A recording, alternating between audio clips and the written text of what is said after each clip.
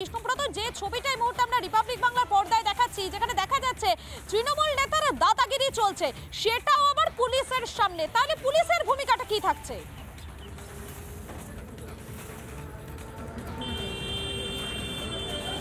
দেখো, এর আগেই তুমি জানো যেখানে কর্পোরেট নির্বাচন কিন্তু হয়েছিল, সেখানে কিন্তু কেন্দ্রীয় বাহিনীর আবেদন জানানো হয়েছিল এবং কেন্দ্রীয় বাহিনী নিয়ে কিন্তু ভোটটা হয়েছিল। কিন্তু এবারে ভোটে কেন্দ্রীয় বাহিনী চালালো, সেটা কিন্তু আদালত খারিজ করেছে। সেই জায়গায় নিয়ে কিন্তু রাজ্য পুলিশ নিয়ে কিন্তু আজকে বিভিন্ন জায়গায় ভোট হচ্ছে। এইটা 13টি জায়গায় ভোট হচ্ছে। তার মধ্যে ইতিমধ্যে তুমি জানো বিভিন্ন জায়গায় কিন্তু অভিযোগ উঠে এসছে, কোথাও বা ভোটার স্লিপ কেড়ে নেওয়া হচ্ছে, কোথাও বা হুমকি দেওয়া হচ্ছে, আবার কোথাও বা এজেন্ট বসতে দেওয়া হচ্ছে না। যদিও বা বিরোধীরা কিন্তু এইটা যেমন অভিযোগ চলছে, তেমনি শাসক দলের পক্ষ থেকে জানানো হয়েছে যেহেতু তারা এখানে নির্বাচনে প্রার্থী দিতে পারছে না, তাই মিথ্যে বা ভুয়ো অভিযোগ তুলছেন। আবার কোথাও জানানো হচ্ছে যে তারা প্রার্থী দিতে পারছে না। কিন্তু একদিকে দেখা যাচ্ছে শাসকরা যেটা অভিযোগ করছেন যে বিরোধীরা প্রার্থী খুঁজে পাচ্ছে না, অপরদিকে বিরোধীরা কিন্তু অভিযোগ তুলছেন যে তাদেরকে প্রার্থী দিতে ভয় দেখানো হচ্ছে, তাদের ক্যাম্প করতে বাধা দিতে হচ্ছে, আবার কোথাও ভোটার স্লিপ কেড়ে নেওয়ার অভিযোগ। পুলিশের ভূমিকাটা ঠিক কি থাকছে? পুলিশকে তো কোনো ভূমিকাই গ্রহণ করতে দেখা যাচ্ছে না। একটা নির্বাচন চলছে, সেখানে তুমুল অশান্তি চলছে, সেই অশান্তির মাঝে পুলিশ এখানে নির্বিকার হয়ে দাঁড়িয়ে রয়েছে, এখানে নীরব দর্শক হয়ে দাঁড়িয়ে রয়েছে তো পুলিশ।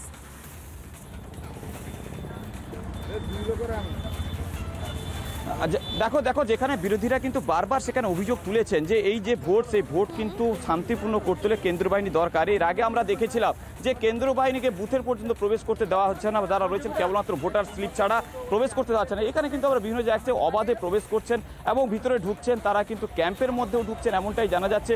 এবং বিভিন্ন জায়গায় দেখা যাচ্ছে ভোটার স্লিপ পর্যন্ত কেড়ে নেওয়ার যে অভিযোগ উঠছে, সেই জায়গায় দাঁড়িয়ে কিন্তু পুলিশ যে রাজ্য পুলিশের কতটা ছোটো জগন্নাথ হয়ে থাকছে তা আরেকবার কিন্তু প্রমাণ হয়ে যাচ্ছে।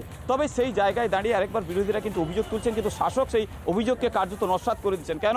তারা বলছেন এটাই যে যেখানে কিন্তু তৃণমূলের পক্ষ থেকে যেটা জানানো হয়েছে, এরা কিন্তু মিথ্যে অভিযোগ করছে, কেন অভিযোগে কোনো সারবত্তা নেই। কারণ যেখানে ভোটার স্লিপ কেটে নেওয়ার অভিযোগটাকে তিনি বলছেন বহিরাগত ভোটার, অপরদিকে তারা কিন্তু জানাচ্ছেন যে পুলিশ কিন্তু আরও একটু সক্রিয় হলে হয়তো এই জায়গায় আরও এই তৎপরতা হলে সেখানে কিন্তু এই জিনিসটা ঝামেলাটা বা গণ্ডগোলটা আসতো না। তবে সেই জায়গায় দাঁড়িয়ে বারবার কিন্তু এই প্রশ্নের মুখে দাঁড়িয়ে যাচ্ছে পুলিশ প্রশাসনের প্রশ্ন আরেকবার উঠে আসছে। আবার দেখা যাচ্ছে বিরোধী এবং শাসক তরজা ইতিমধ্যে কিন্তু জোরদার হচ্ছে। এখন পর্যন্ত ভোট আরও বাকি রয়েছে, তবে কত পার্সেন্ট ভোট পড়লো বা কী হলো সবটাই জানা যাবে দুটোর পরে, বা কারা জয়রাঞ্চে আছে। তুমি ইতিমধ্যে জেনেছো এই কার্ড ব্যাংকের চেয়ারম্যান ছিলেন শুভেন্দু অধিকারী, তিনি কিন্তু এবারে নমিনেশন কিন্তু তোলেননি। কিন্তু সেই জায়গায় নমিনেশন না তুললেও কী হবে, বিরোধীর পক্ষ থেকে কিন্তু প্রতিদ্বন্দ্বিতা করা হচ্ছে, এমনটাই জানা যাচ্ছে।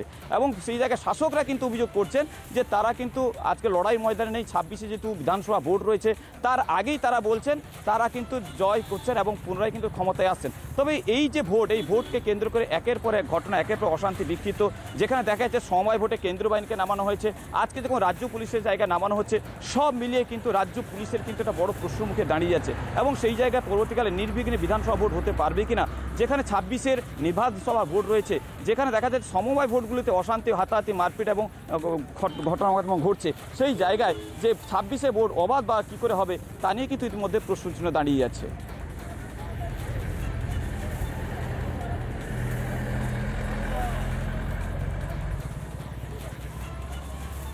এই মুহূর্তে কাঁথির প্রাক্তন সাংসদ দিব্যেন্দু অধিকারী আমাদের সঙ্গে টেলিফোন লাইনে রয়েছেন। আপনাকে স্বাগত রিপাবলিক বাংলায়।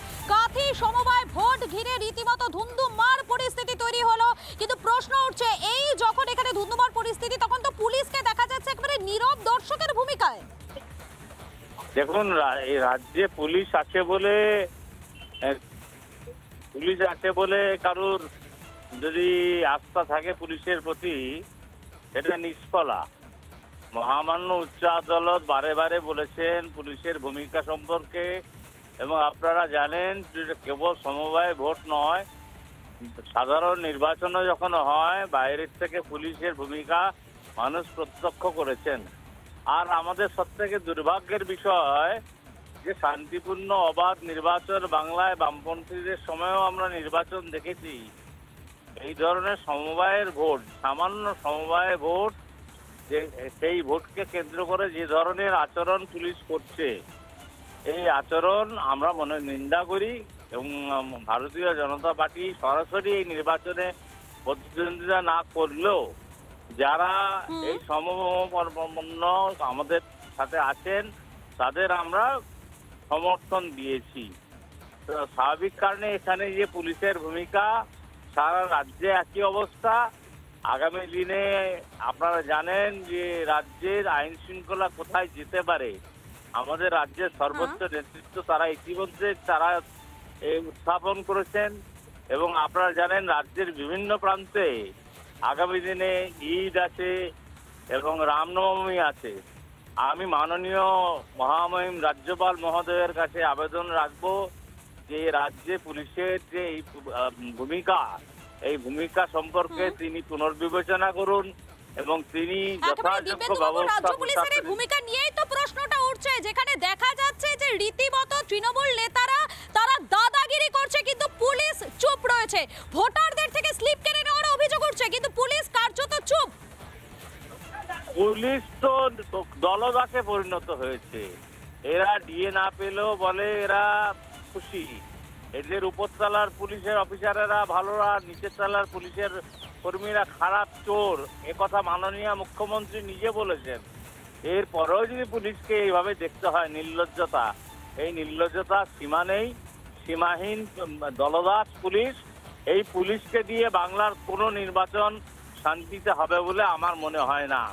আমি মনে করি ব্যক্তিগতভাবে, আমার ব্যক্তিগত অপিনিয়ন যদি বলেন, এই পুলিশকে অবিলম্বে সরিয়ে দিয়ে বাংলায় মাননীয় রাজ্যপালের উচিত যে আইনি সংবিধান, তাকে সংবিধান প্রদত্ত ক্ষমতা, তিনি সে ক্ষমতা প্রয়োগ করুন এবং সে প্রয়োগ করে এই রাজ্যের গণতন্ত্রকে প্রতিষ্ঠা করুন।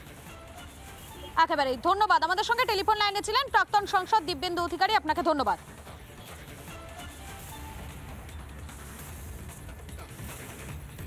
নানা ধরনের কন্টেন্ট দেখার জন্য লাইক করুন, শেয়ার করুন আমাদের ফেসবুক পেজ, সাবস্ক্রাইব করুন আমাদের ইউটিউব চ্যানেল।